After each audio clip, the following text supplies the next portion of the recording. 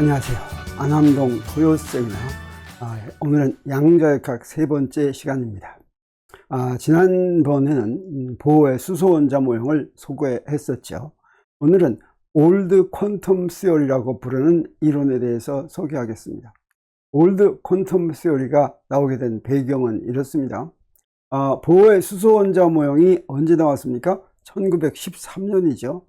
그때 나오고, 그 다음에 이제 1925년에 하이젠베르크 행렬역학, 그리고 1926년에 슈레딩거의 파동역학이 발표되면서 양자역학의 기본 구조가 확립되었습니다. 그런데 그 사이, 그래서 1913년 보호의 수소원자 모형은 사실은 제대로 된 모형은 아니지만 무엇인가 뭔가 그 원자 내부 세계에 대해서 뭔가 해볼 거리를 준, 그게 바로 보호의 수소원자 모형이라고 했습니다. 그래서 1925년, 26년 양자역학이 발표되기 전까지 원자와 분자에 대한 현상을 설명하려는 다양한 시도가 포함된 이론 체계를 나중에 올드 퀀텀 시어리라고 전부 합해서 불렀습니다. 그래서 미세계를 설명하는 양자역학 이전의 이론이라고 할 수가 있겠습니다. 그런데 이 올드 퀀텀 시어리는 보통 현대물리 교과서라든가 대학교에서 배우는 양자역학 책에는 나오지 않습니다.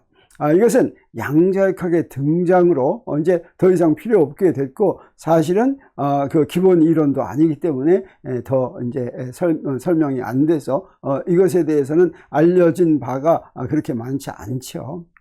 그런데 이 올드 퀀텀 시어리가 오늘날에는 별 관심사가 되지 못하지만, 우리가 이제 양자역학으로 이끌어간 하이젠베르크의 행렬역학과 슈레딩거의 파동역학을 설명하려고 하는데, 하이젠베르크의 행렬역학의 구상 과정을 이해하는 데는 바로 올드 퀀텀 시어리가 꼭 필요합니다. 이 올드 퀀텀 시어리가 이루어진 그 주체가 바로 하이젠베르크가 있었던 괴팅겐 대학과 그 다음에 코펜하겐 대학 그쪽이었고, 거기에서 주로 이 올드 퀀텀 시어리가 형성됐다는 것이죠.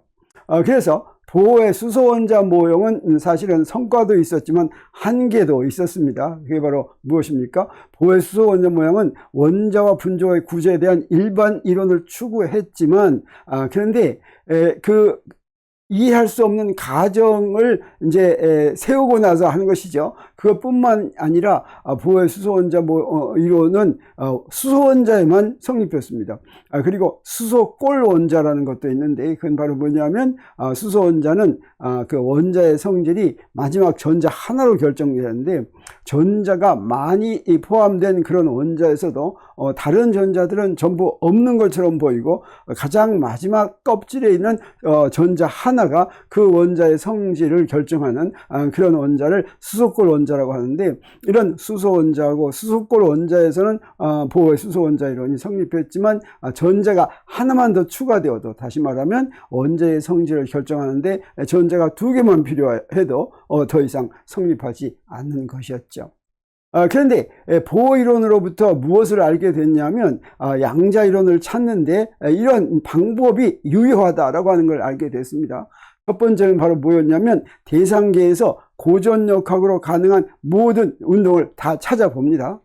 그리고 이제 양자 조건이 있습니다. 적당한 양자 조건을 적용해서 그 중에서 허용된 운동을 골라냅니다. 고전역학으로 가능한 것 중에서 양자적으로도 허용된 그런 운동을 골라내는 것이죠. 그리고 그런 허용된 운동 사이를 이동하는데 보호의 진동수 공식, 그거는 플랑크의 양자 조건과 같은 것인데, 그 보호의 진동수 공식을 이용해서 레디아티브 프로세스를 설명한다. 다시 말하면 원자에서 빛이 나오는 그 성질을, 빛의 파장이라든가 그런 것들을 설명한다라고 하는 게 되겠습니다. 그래서 올드 퀀텀 시어리는 이제 이렇게 구성이 되었습니다. 보호 이론이 일부 성공했죠. 거기에 자극받은 물리학자들은 고전역학을 수정하고 확장해서 원자와 분자에서 관측된 새로운 현상을 설명할 여러 가지 방법을 모색했습니다. 그래서 그 모색한 중요한 원리로 이용이 된 세 가지가 있었는데, 그게 바로 1913년부터 1925년까지 시기에 바로 이 올드 퀀텀 시어리가 이제 이루어진 시기죠. 그때 사용된 게 무엇이었냐면 아디아베틱 프린시플, 코레스폰던스 프린시플, 그리고 푸리어 시리즈 익스펜션이었습니다. 아디아베틱 프린시플은 단열 원리, 코레스폰던스 프린시플 대응 원리, 푸리어 시리즈 익스펜션은 푸리어 급수 전개, 이제 이렇게 우리말로 하는 것이죠. 자, 그러면 이 올드 퀀텀 시어리에서는 무엇을 추구했냐면 무엇이었습니까? 우리 보호의 수소 원자 모형에서도 이해할 수 없지만 정상 상태가 존재한다 그랬죠. 그럼 어떤 게 정상 상태냐? 그 정상 상태를 결정할 때는 고전역학을 양자이론에 적용하게 해주는데, 그게 바로 아디아베틱 프린시플이 되겠습니다. 이 아디아베틱 프린시플을 이용을 해서 고전역학 중에서 양자 세계에서 성립하는 그런 상태를 골라내는 것이죠. 그리고 두 정상 상태 사이의 전이에 대해서는 무엇을 이용하냐면 고전역학을 양자이론에 적용하는데, 그때 코레스폰던스 프린시플을 이용합니다. 그래서 이 전이를 설명하는 식들은 바로 이 코레스폰던스 프린시플에 이제 맞아 떨어져야지 된다고 하는 것입니다. 그래서 여기 이 세 가지 그 아디아베틱 프린시플과 코레스폰던스 프린시플과 푸리어 시리즈 익스펜션에 대해서 이제 설명을 이번 시간에 한번 해보기로 하겠습니다. 아디아베틱 프린시플을 간단히 식으로 표시하면 이렇게 됩니다. 이것은 이제 이 하나하나를 설명하면 여기서 나오는 저 DQ의 Q는 일반화 좌표입니다. 이건 라그랑지 역학이나 해밀턴 역학에서 이용이 되는 용어죠. 라그랑지 좌표고, 그 다음에 P는 일반화 운동량입니다. 그리고 여기서 n은 자연수가 되겠습니다. 0, 1, 2, 3, 4 이런 게 되겠어요. 그리고 저 h는 플랑크 상수입니다. 그리고 적분을 여기 뺑 돌아서 했는데, 이건 바로 주기 현상에 대해서 적용을 하고 한 주기에 대해서 적분한다라고 하는 것입니다. 자, 그러면 이 식이, 이 아디아베틱 프린시플이 이 식으로 대표되는데, 이 식이 무엇을 의미하는지 보겠습니다. 물체의 상태를 정하는 변수는 뭐가 있냐면, 물체의 상태 한다면 물체의 운동 상태를 말하는데, 그 상태를 정하는 변수는 위치하고 선운동량 둘을 얘기할 수 있습니다. 위치와 속도라고 얘기할 수도 있지만, 속도는 사실은 좋은 물리량이 아니라 선운동량, 선운동량으로부터 우리 항상 속도를 구할 수가 있죠. 선운동량은 질량 곱하기 속도니까 선운동량을 질량으로 나누면 그러면 우리가 속도를 얻습니다. 그래서 위치와 선운동량이 물체의 상태를 정하는데, 그랬을 때 위치가 이제 우리 1차원 운동만 본다면 1차원 위치 공간은 바로 뭐라고 얘기할 수가 있냐면 물체의 위치를 표시하는 공간이라고 얘기할 수 있습니다. 그래서 여기 X축이 이렇게 있으면 이 X축이 물체의 1차원 공간이다. 그래서 이 중에서 어떤 위치에 뭐 X0면 X0라는 위치에 이제 물체가 있다, 이렇게 얘기할 수가 있죠. 그리고 1차원 선운동량 공간도 생각할 수가 있습니다.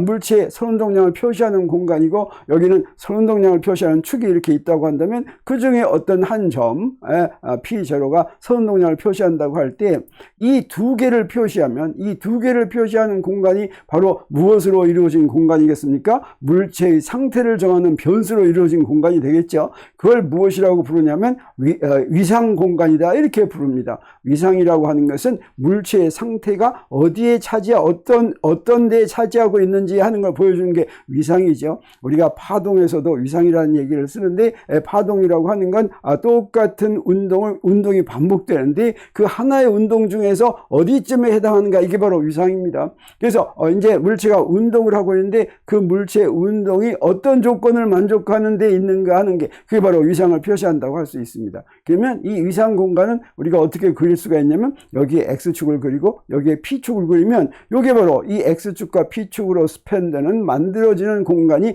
위상 공간이다 라고 얘기할 수 있습니다. 그래서 X0하고 P라면 여기에 물체의 상태가 여기 되는 거죠. 그래서 이 물체의 상태가 가질 수 있는 조건들은 바로 위상 공간에 있는 한 점이다, 이렇게 얘기할 수가 있겠습니다. 바로 이때 이 아디아베틱 프린시플에 해당하는 이 적분에 대해서 맨 처음에 이론적으로 중요하게 기여한 사람이 누구냐면 프랑스의 앙리 푸앙카레라고 하는 사람입니다. 이 위상공간이 이렇게 있다면 자연에서 일어나는 현상 중에서 여기 위상공간에서 이렇게 주기현상이 된다면, 주기현상이라는 건 같은 운동을 반복하니까 Q도 어떻겠습니까? 같은 데서 왔다 갔다 하겠죠. 그 다음에 P도 어떻습니까? 같은 데서도 왔다 갔다 하겠죠. 그래서 위로 이렇게 올라가면 이거의 적분은 어떻게 되면 그 아래 넓이가 됩니다. 그리고 여기서 반대로 가면 그 넓이를 빼주는 거죠. 그래서 한 번 적분하면 요 내부의 넓이가 되는데, 다시 말하면 위상 공간의 넓이가 되는데, 그 위상 공간의 넓이, 이걸 뭐라고 부르냐면 액션 베어리어블 J라고 부르고, 이 주기 운동에서는 이 액션 베어리어블이 불변일, 변하지 않을 그럴 가능성을 맨 처음 제시한 게 푸앙카레라고 하는 사람이었습니다. 이 푸앙카레는 이런 사람이었습니다. 19세기 말 20세기 초 프랑스를 대표하는 수학자이고 이론 물리학자였는데, 이분은 이제 현대 수학과 물리학의 선구자라고 이렇게 얘기하고, 그 다음에 The Last Universalist라고 불리죠. 현대적 의미로 수학자의 모형을 정립한 인물로 평가를 받습니다. 그리고 뉴턴역학의 세 물체 운동을 해결하는 과정에서 카오스 시어리, 혼돈 이론을 이제 선구적으로 이제 이끌었 일도 있고, 또 위상수학의 기초 개념을 체계적으로 확립했다든지, 최초의 수학자로 펀더멘탈 그룹, 푸앙카레 듀얼리티, 푸앙카레 컨젝처 등 이런 중요한 개념을 도입했습니다. 그리고 아인슈타인이 특수상대성을 발표하기 전에 이미 상대론적 운동 방정식이나 또 운동량, 상대론적 운동량 보존 법칙 등을 이제 정립을 한 그런 사람이고, 그뿐 아니라 과학 철학과 직관적 사고에도 관심을 갖고 수학과 물리학 방법론에 대해 여러 가지 저서를 출판한 이런 사람인데, 이분이 바로 아디아베틱 프린시플이 나오게 된 가장 처음 기초 개념을 수립했다고 할 수가 있죠. 이게 이제 어떻게 이제 연결이 되냐면, 닐스 보어가 바로 사실은 이 아디아베틱 프린시플의 원형을 이용을 했습니다. 닐스 보어의 수소원자 모형은 어떤 거였습니까? 거기에 두 번째 가정이 바로 무엇이었냐면 정상 상태를 결정하는 가정이었죠. 그래서 정상 상태, 스테이셔너리 스테이트는 뭐냐면 전자가 이 궤도에 있으면 뺑뺑 돌더라도, 회전하더라도, 이 궤도를 회전하더라도 전자의 파를 내보내지 않는 거다라고 했습니다. 고전적인 이론에서는 전하가 가속 운동을 하면 반드시 전자의 파를 내보내야 되는데, 이 가정을 만족하면 내보내지 않는다고 가정을 한 것이죠. 그런 정상 상태는 어떻게 구했었냐면, 각 운동량이 원궤를 돌 때 수소 원자의 보호의 수소 원자 모형의 이 정상 상태 궤도는 원궤도인데, 이 원궤도의 각 운동량이 H 플랑크 상수의 정수배만 허용되는데, 그 정수배 허용되는 걸 만족하면 그 궤도에서는 이제 그 전자기파를 방출하지 않아도 된다고 하는 게 보호의 수소 원자의 두 번째 가정이었는데, 이것이 바로 아디아베틱 프린시플에 해당합니다. 이 아디아베틱 프린시플에 이것이 해당한다는 것을 처음으로 보인 사람이 바로 누구냐면 아놀드 존모펠트라고 하는 독일의 물리학자였습니다. 자, 이걸 이제 위상공간에서 표시하는데, 여기서 P는 일반화 운동량이고 Q는 일반화 좌표라고 했죠. 그래서 여기서 일반화라고 이제 붙은 건, 예를 들어서 그냥 선운동량도 운동량, 같은 운동량이고 각 운동량도 저 P에 해당할 수가 있습니다. 그래서 일반화 운동량이 선운동량일 때는 Q는 좌표가 되고, 일반화 운동량이 각 운동량일 때는 저 일반화 좌표는 각이 됐죠. 자, 이거를 갖다가 회전 운동에 적용할 것 같으면, 회전 운동에서는 일반화 운동량이 각 운동량이고 일반화 좌표는 각이 되겠습니다. 그래서 이런 위상 공간이 있다면 여기에 이제 P축에 해당하는 게 바로 세타가 되고, 그 다음에 P축에 해당하는 게 바로 각 운동량이 되겠습니다. 그래서 어떤 각 운동량, 변하지 않는 각 운동량으로 세타만큼 주기 운동을 하면, 2파이만큼 가면 어떻게 되겠습니까? 요거에 대한 이 불변량, 이 PDQ를 적분한 건 이렇게 적분할 수가 있습니다. PDQ는 P는 LD 세타인데 L은 변하지 않죠. 그러니까 이거 바깥으로 나오고 세타를 0에서 2파이까지 적분하면 2파이 L이 이렇게 되는데, 요게 NH와 같아야 된다라고 하는 뜻이 되겠습니다. 그러면 이 가운동량 L은 어떻게 됩니까? 2파이 N 곱하기 2파이분의 H인데, 바로 2파이분의 H가 바로 H바였죠. 그래서 L은 NH바다라고 하는 게 바로 보호의 두 번째 가정이었습니다. 이 존모 펠트는 이 보호의 두 번째 과정, 이게 바로 이제 아디아베틱 프린시플에 해당하는데 요걸 확장했습니다. 원운동에서만 성립하는 것이 아니라 어떤 자유도든지 어떤 운동을 하든지 어떤 좌표든지 주기 운동을 하면 똑같은 운동을 반복하면 이게 성립한다라고 하는 것이죠. 그래서 주기 운동하는 자유도에 대해서는 액션 베어리블 J가, 이 액션 베어리블이 뭐라고 그랬습니까? PDQ를 주기 운동에 대해서 적분한 거라고 그랬죠. 그래서 이렇게 여기서 이제 여기다가 I를 하나 붙였습니다. 그래서 지금 어떤 시스템이 있으면 그 시스템의 모든 자유도에 대해서 이게 성립한다라고 하는 뜻이 되겠습니다. 원운동에서는 이 자유도가 하나밖에 없습니다. 근데 이걸 타원 운동으로 확장을 시키면 어떻게 되면, 타원 운동에서는 그 좌표 세타에 대해서 주기 운동하죠. 그뿐 아니라 R이 어떻습니까? R이 가장 작은 R에서부터 큰 R로 왔다 갔다 하는 주기 운동을 하죠. 그래서 그게 두 개가 된다고 하는 것이죠. 그래서 존모 벨트는 지름 운동과 가 운동에 각각 아디아베틱 프린시플을 적용을 해서 타원 궤도 모형을 도입해 가지고 수소가 아닌 다른 원소도 설명하려고 시도를 한 것입니다. 이 존모 펠트는 어떤 사람이냐면 독일의 물리학자인데, 이분은 수많은 저명한 물리학자를 지도한 것으로 유명합니다. 우리가 앞으로 이제 공부하는데 하이젠베르크도 이 사람의 제자이고, 또 다른 이제 사람들도 제자입니다. 그리고 이분은 이제 괴팅겐, 크라우스탈, 아헨 대학의 교수를 거쳐서 마지막으로 1906년에 뮌헨 대학의 교수로 재직하게 됐습니다. 당시에 뮌헨 대학은 그래도 독일에서 가장 이제 좋은 대학 중에 하나였습니다. 그래서 이 교수로 재직하면서 뮌헨 대학의 물리학과를 굉장히 발전시킨 이런 사람이다라고 할 수가 있습니다.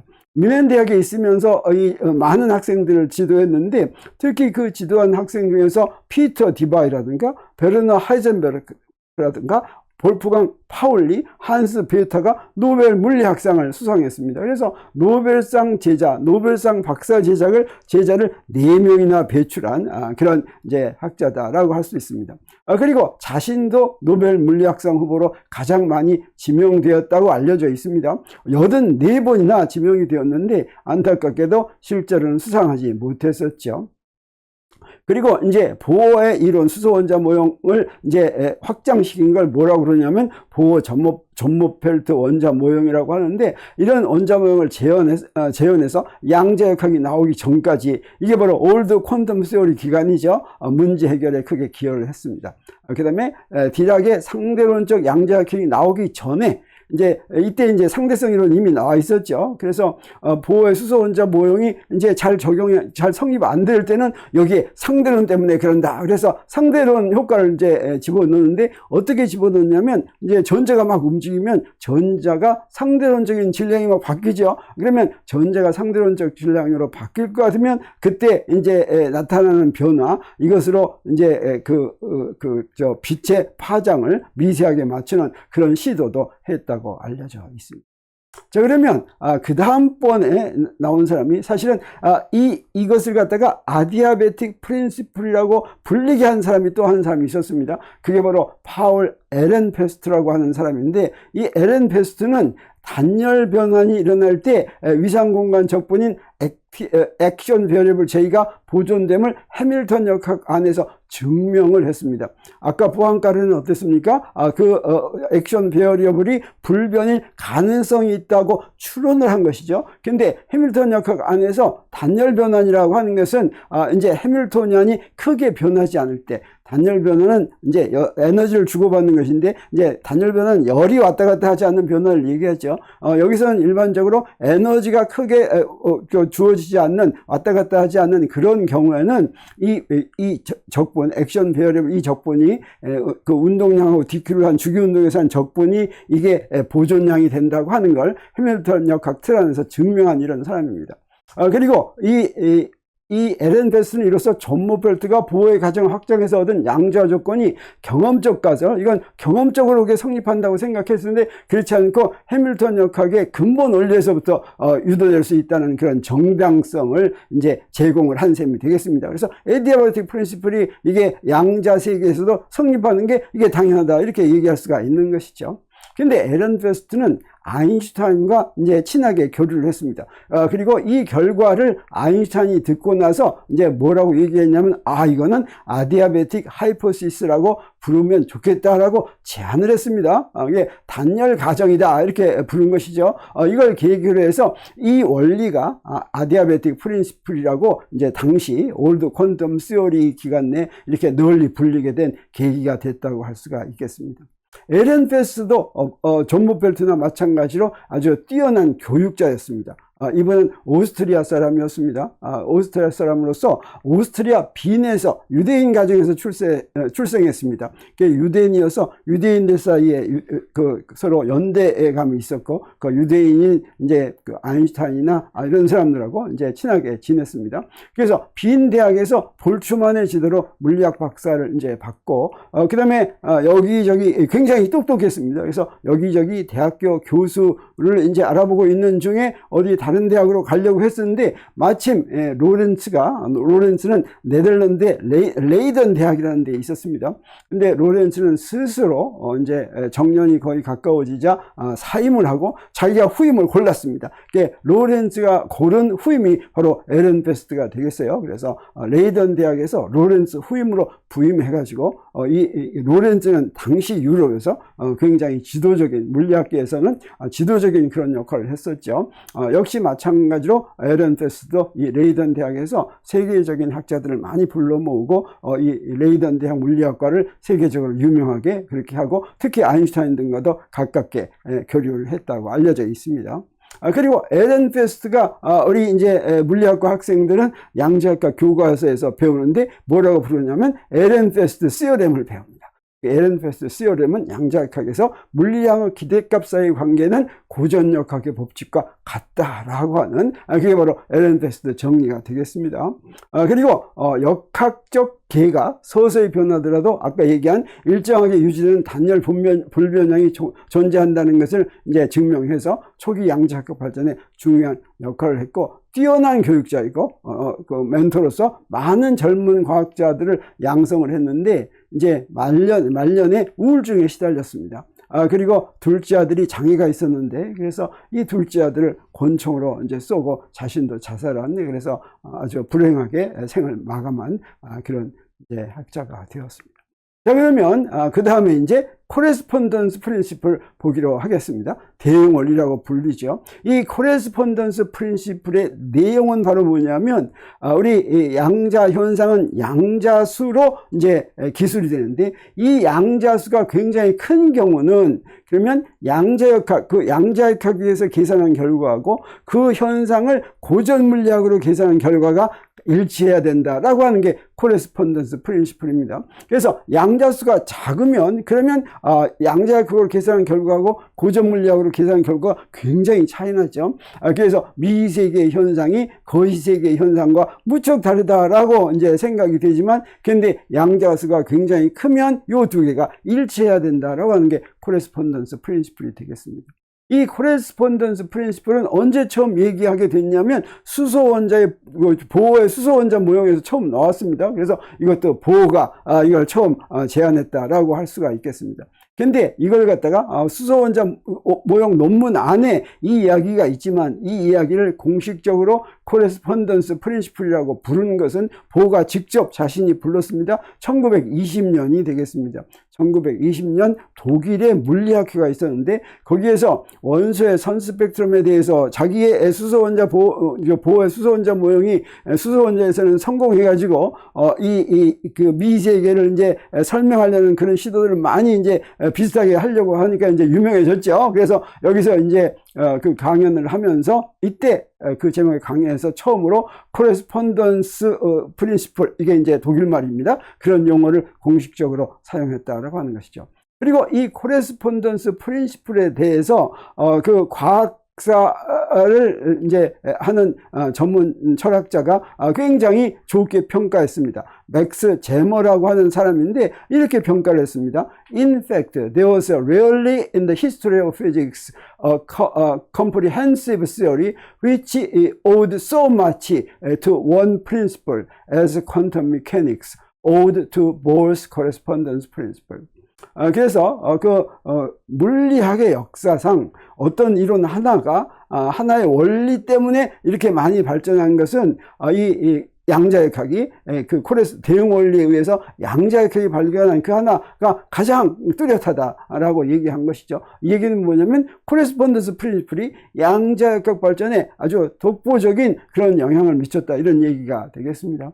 이 맥스 제머는 또 어떤 사람이냐면 유태인인데 유태인을 사랑하는 유태인이었습니다. 그래서 이스라엘이 세계 2차 대전 후에 이스라엘이 만들어졌죠. 이 이스라엘 건립에 크게 이제 기여를 했던 사람입니다. 그래서 독일 태생의 유태인 물리학자였고, 과학 역사학자였고, 과학 철학자, 양자역학 개념 발전에 대한 연구로 널리 알려진 사람인데, 나치를 피해서 팔레스타인으로 이주하고 그 팔레스타인에서 이제 이스라엘이 생긴 거죠. 그리고 2차 세계대전에서는 영국군으로 복무하면서 독일하고 싸웠습니다. 그리고 1942년에 이제 이스라엘이 세워진 다음이죠. 이스라엘의 히브리 대학에서 실험물리학 박사를 받고 1950년대에는 미국으로 건너갔습니다. 미국에는 이제 또 유태인들이 많이 있죠. 그래서 하버드대, 오클라호마대, 보스턴대 등에서 강의를 한 다음에 다시 이스라엘로 돌아갔습니다. 그래서 이스라엘로 돌아가서 바르일란 대학이라는 대학의 물리학과를 창설하고 그 대학의 총장을 역임을 했죠. 그리고 물리학의 여러 개념의 철학적 기초를 조명해서 과학의 역사적 발전을 철학적 맥락에서 이해하는 데 중요하게 기여했고, 하이젠베르크의 행렬역학이 나오기까지 그것도 이제 맥스 제머의 저서에 아주 자세히 설명이 되어 있고, 내가 이 발표하는 것을 준비하는데 이 맥스 제머의 저서에 크게 도움을 받았습니다. 그러면 이 코레스폰던스 프린시플을 한번 보기로 하겠습니다. 이 닐스 보어는 이제 구한 게 뭐였냐면 이게 바로 보어 포뮬라였죠. 이 보어 포뮬라는 이 양자수에 의해서 이 에너지가 계산이 됩니다. 근데 이 양자수가 굉장히 크다고 하겠습니다. 그래서 양자수가 굉장히 커가지고 어떤 데서 나오는 빛의 진동수를 계산하냐면 n번째 궤도에서 n-1번째 궤도로 이제 빛이 내려면 n번째 궤도가 n이 이제 크면 n번째 궤도가 더 높고 n-1번째 궤도가 더 낮죠. 그래서 그 밑으로 떨어질 것 같으면 그 빛이 나오는데, 그 빛의 진동수는 어떻게 계산하면 됩니까? 이게 보어의 진동수 조건입니다. 이게 그 에너지 차이를 n번째 에너지에서 n-1번째 에너지를 뺀 걸 h로 나눈 게 바로 진동수죠. 그래서 그걸 한번 계산을 해보겠습니다.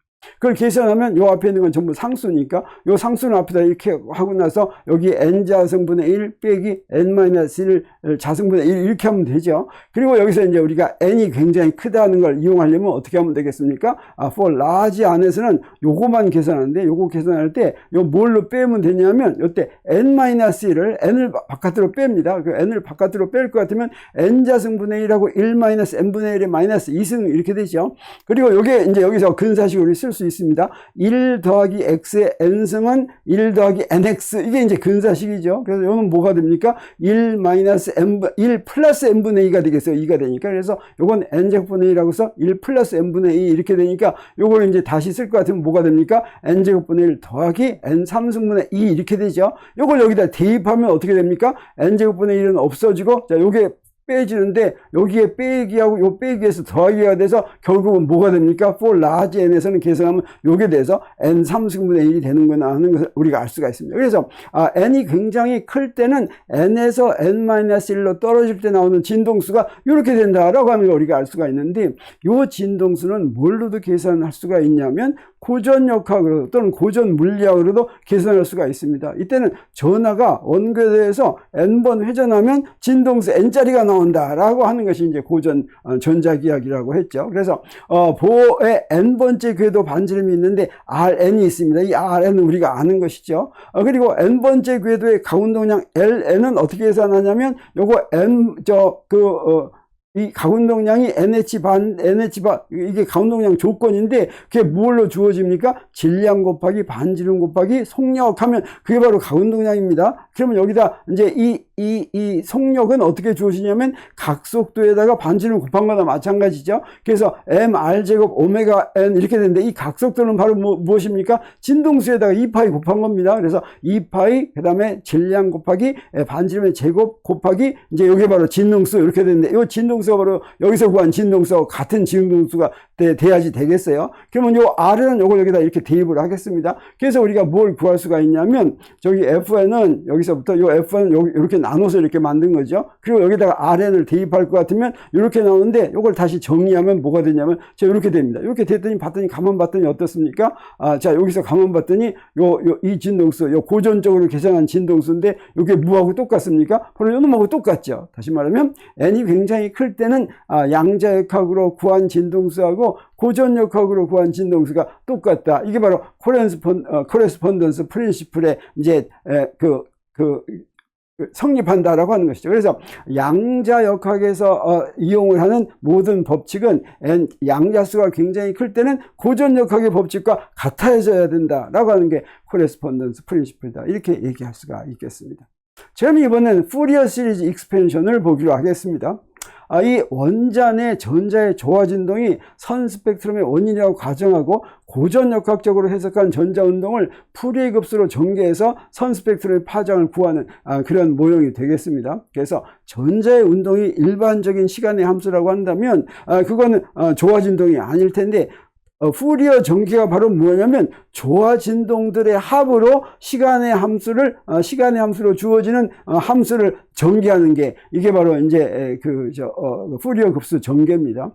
자, 이런 생각을 원자 속에서 뭔가 조화 진동을 하는 그 조화 진동에 의해서 빛이 나온다라고 하는 생각의 원형은 어디서부터 생각할 수가 있냐면 로렌츠에서부터 시작할 수가 있습니다. 로렌츠는 우리 앞에서 한번 이제 봤었죠. 이게 바로 네덜란드의 레이든 대학에 있는 이제 로렌츠라는 학자인데, 에렌 베스트한테 자기 물려준 이 사람입니다. 그래서 물리의 광학 특성을, 이거 이제 양자역학 나오기 전입니다.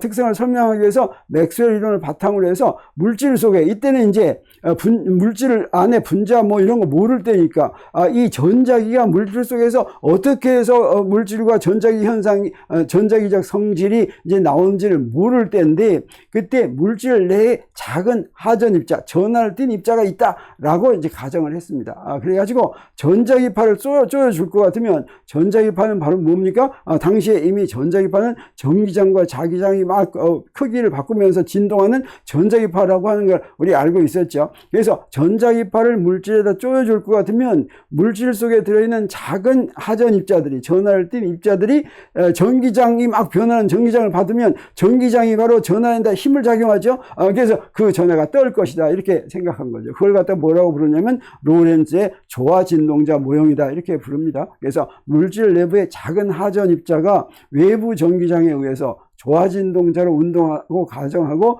물질이 빛을 흡수하고 굴절하고 분산하는 그런 성질을 이제 설명을 했는데, 곧 이어서 1897년에 톰슨이 전자를 발견했죠. 다시 말하면 물질 속에 이 전자, 조그만 하전 입자가 뭔지 몰랐는데 그게 바로 전자다라고 하는 걸 알게 되고, 그래서 이 로렌츠의 조화 진동자 모형이 실제 이론으로 이제 격상이 됐다라고 할 수가 있겠습니다. 그래서 로렌츠의 조화 진동자 모형은 이렇게 간단히 정리할 수 있어요. 물질 내 전하를 띤 작은 입자가 외부 전기장에 의해 조화 진동을 한다고 하는 가정이다라고 하는 것이죠.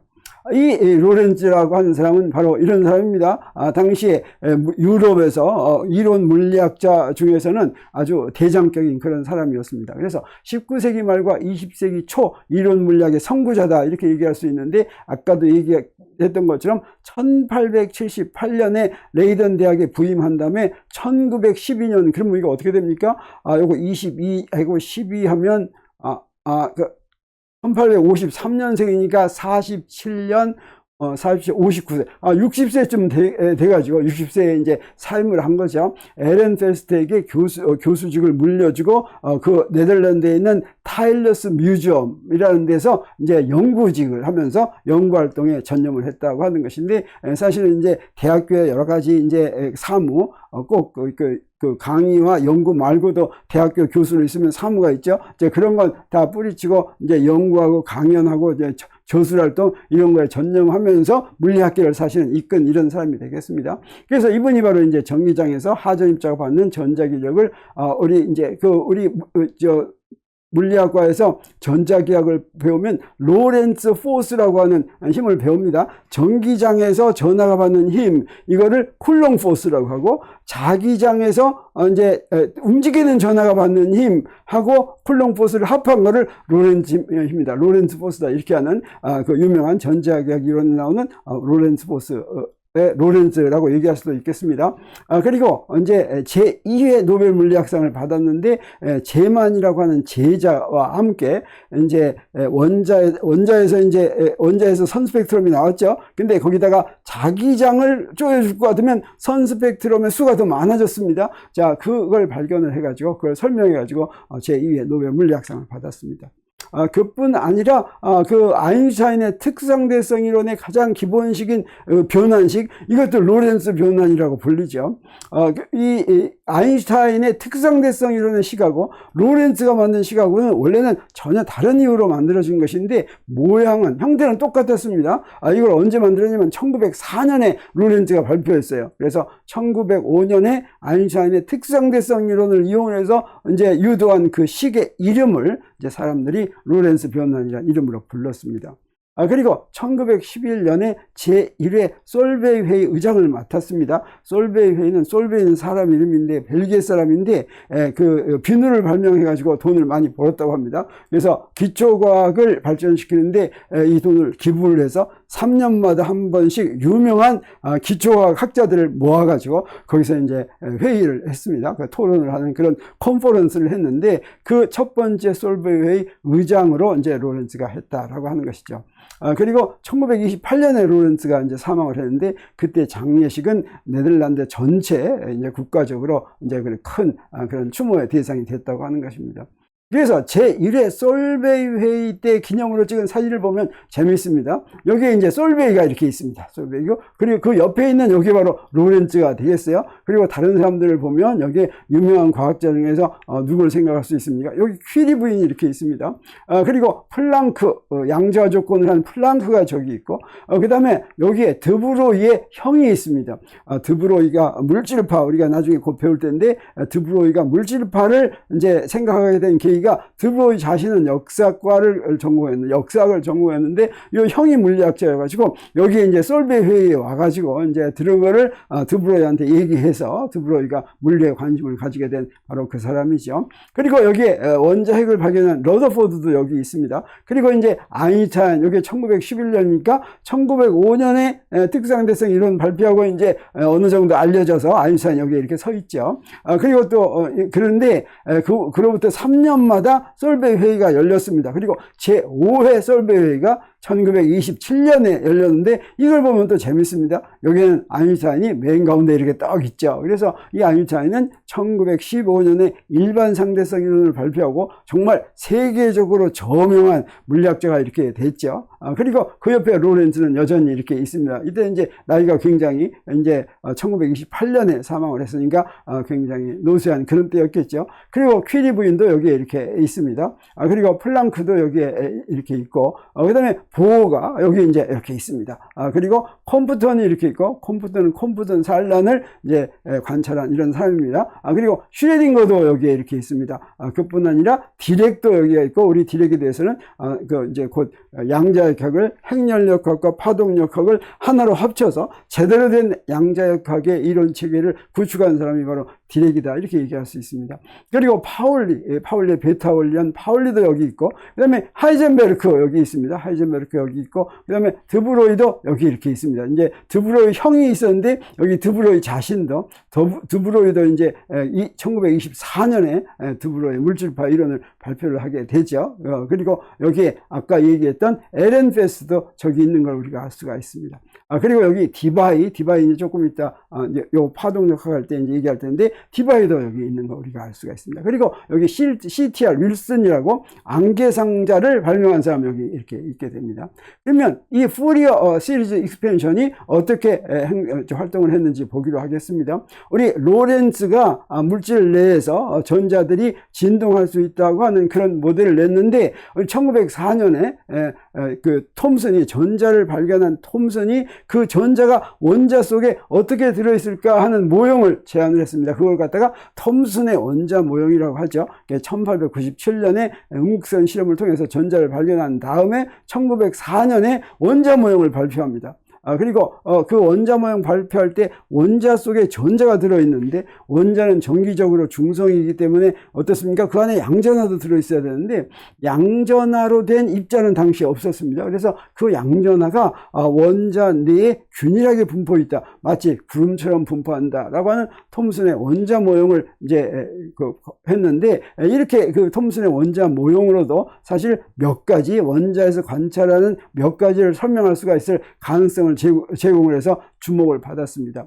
이때 전자가 원자 내에서 조화 진동을 할 수 있다고 하는 것을 바로 톰슨의 원자 모형으로 바로 볼 수가 있습니다. 여기에 양전하가 균일하게 분포되어 있는데 전자가 여기 이렇게 있다고 하면 이 전자는 여기에 가만히 있을 수가 없습니다. 왜 그러냐면 이 전자가 양전하로부터 전기력을 받아가지고 움직여야 되는데, 어떤 전기력을 받냐면 가우스 법칙에 의해서 요 안에 들어있는, 이 점선 안에 들어있는, 다시 말하면 다른 전하들은 다 빼고 요 점선 안에 있는 전하가 중심에 있는 것처럼, 점선 안에 들어있는 양전하가 원의 중심에 있는 것처럼 하는 전기력을 받습니다. 그래서 요 중심, 요 작은 점심을 스몰 r이라고 하고, 큰 원자의 반지름을 라지 r이라고 한다면, 이때 요 전자에 작용하는 이제 전기력은 중심을 향하는 방향의 힘인데, 요 전기력의 크기를 계산하면 아까 어떤다고 그랬어요? 이 전기력은 이제 쿨롱 법칙으로 이제 구하는 거죠. 쿨롱 법칙에서는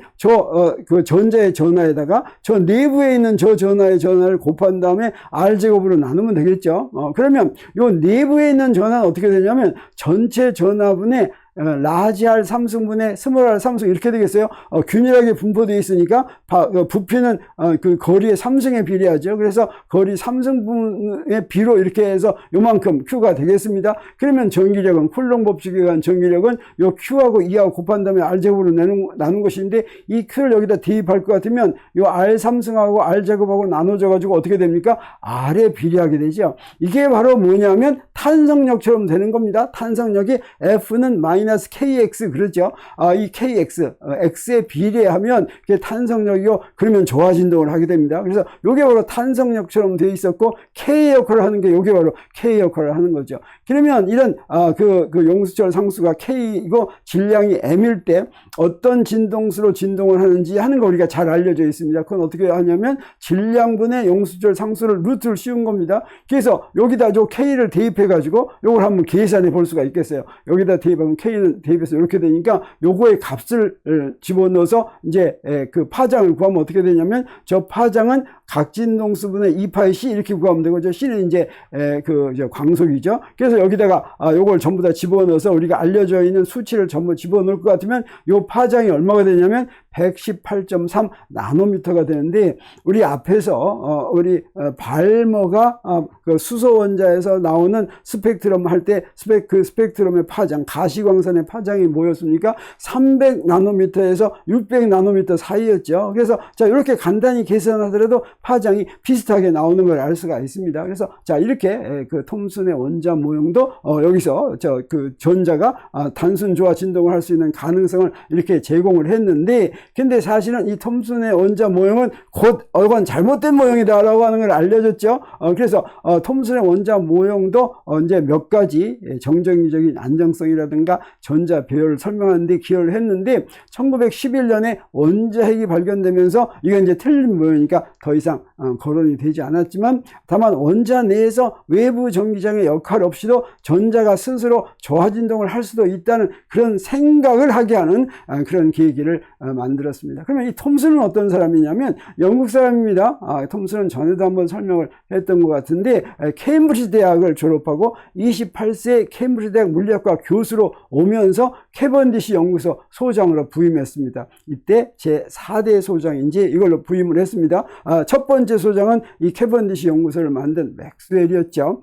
그리고 이제 캐번디시 대학의 학장으로 선출돼서 사망할 때까지 케임브리지 대학에 이렇게 근무를 했습니다. 그리고 1897년에 음극선 실험에서 전자를 발견했고, 그 다음에 톰슨의 원자 모형을 발표했고, 그 다음에 이제 1906년에 제6회 노벨 물리학상을 받았습니다. 그뿐 아니라 캐번디시 연구소에 있던 많은 제자들이 노벨상을 받았습니다. 그 중에 러더포드 원자핵 발견했죠.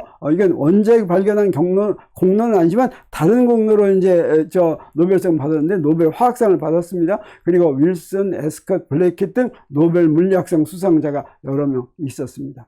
그리고 또 재밌는 것은 이분 아들도 노벨 물리학상을 받았는데, 이 아들은 전자가 이 결정체에 전자를 보낼 것 같으면 간섭 모양을 만들어 가지고 전자가 파동의 성질을 가지고 있다라고 하는 사실로 1937년 노벨 물리학상을 받았습니다.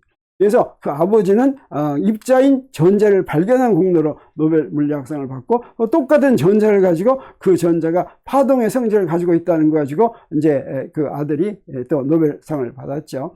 그러면 이 푸리어 시리즈 급수 전개는 어떻게 이제 올드 퀀텀 시어리에서 이용하게 됐냐면, 이걸 이제 잘 이용한 사람이 바로 조모펠트라고 할 수가 있겠습니다. 그래서 다른 원소와 선스펙트럼의 미세 구조를 설명하기 위해서 보의 수소 원자 모형을 두 단계로 확장을 했습니다. 하나는 뭐라고 그랬습니까? 수소 원자 모형은 원궤도만 한다고 그랬는데 이걸 타원궤도로 확장한다고 그랬죠. 타원궤도로 확장을 하면 어떻습니까? 주기 운동이 두 가지가 생긴다고 했습니다. 그리고 이제 푸리어 급수 전개를 이제 이용을 했습니다. 그러면 타원궤도는 바로 뭐였냐면, 아디아베틱 프린시플을 써가지고 우리 지름 방향의 주기 운동 진동수가 있고, 그 다음에 각방향 진동수가 두 가지가 있습니다. 그래서 요 첫 번째에서는 지름 방향 진동수 구하고, 두 번째에서는 각방향 진동수를 구했습니다. 그러면 이렇게 해가지고 이제 그 위치를 시간의 함수로 구하면, 이 위치를 시간의 함수로 구한 거를 푸리어 전개를 할 수 있습니다. 그래서 지름 방향의 좌표 R이 T 함수로 되는데, 이건 바로 무엇입니까? 타원궤도의 R이죠. 이 타원궤도의 R을 이렇게 푸리어 급수 전개를 하면, 그러면 여기에 이제 오메가 R은 무엇으로 계산했어요? 아까 아디아베틱 프린시플로 계산을 했죠. 그래가지고 여기다가 정수를 곱한 것에 코사인으로 쭉 이제 되는 것입니다. 그 다음에 또 하나는 여기 각방향이 있죠. 각방향의 진동수도 이것도 이제 아디아베틱 프린시플로 구했죠. 여기다 정수를 곱했습니다. 그러면 전체 운동의 조합 진동수를 우리가 어떻게 구할 수가 있냐면, 여기 지름 방향 진동수에다 정수 곱한 거, 그 다음에 각방향 진동수에다 정수 곱한 거, 요 IJ는 여러 가지가 있을 수가 있죠. 이 여러 가지로부터 많은 진동수의 조합이 나오니까 어떻습니까? 나오는 선스펙트럼의 진동수가 훨씬 많아지죠. 그리고 나서 이런 진동수를 가지고 나오는 선스펙트럼의 세기가 또 어떻게 될 것인가, 이제 이런 걸 계산을 해가지고 당시에 원자에서 나오는 걸 설명하려고 이렇게 시도를 했습니다. 자, 이런 식으로 세 가지 아디아베틱 프린시플과 그 다음에 아디아베틱 프린시플, 코레스폰던스 프린시플, 그 다음에 이런 푸리어 급수 전개를 이용해서 원자의 선스펙트럼을 이제 설명하려고 시도를 했는데, 우리가 이제 그 다음에 한번 보게 되겠지만, 하이젠베르크는 이게 별로 만족스럽지가 않았습니다. 그래서 올드 퀀텀 시어리에 대한 하이젠베르크의 불만이 많았습니다. 올드 퀀텀 시어리는 실험 데이터를 맞추기 위해서 케이스마다 조정되어야 하는 걸 참을 수가 없었다고 하는 것이죠.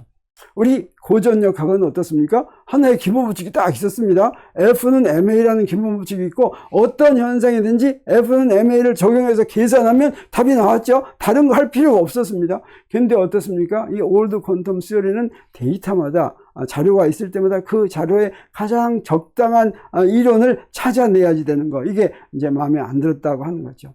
그런데 이런 이제 그 선스펙트럼의 파장을 계산하는데, 그 계산할 때 뭘 이용했냐면, 여기에 그 원자 내에 타원궤도가 있다든지 원궤도가 있다든지, 그랬을 때 이 원궤도를 도는 이제 주기를 이제 계산해 가지고 파장을 구해냈죠. 근데 이 전자의 궤도나 주기와 같은 건 어떻습니까? 직접 측정할 수가 있는 게 아니라고 하는 거죠. 그래서 하이젠베르크는 이렇게 직접 측정할 수 있는 없는 개념은 철저하게 배제를 하고 직접 측정하는 건 뭐였습니까? 파장밖에 없죠. 선스펙트럼의 파장. 그리고 각 선스펙트럼의 세기, 이런 것들은 이제 직접 측정할 수가 있는 것인데, 이 관측 가능한 물리량만을 기반으로 하는 그런 근본적인 이론을 찾고자 해가지고 드디어 이제 찾아낸 것이 이제 하이젠베르크의 행렬역학이었습니다. 그래서 이런 올드 퀀텀 시어리의 기간을 지나서 이제 양자역학으로 가는데 어떤 과정을 거쳤냐 하는 걸 우리가 이제 앞으로 보기로 하겠습니다. 오늘 올드 퀀텀 시어리에 대한 것은 이것으로 마칩니다.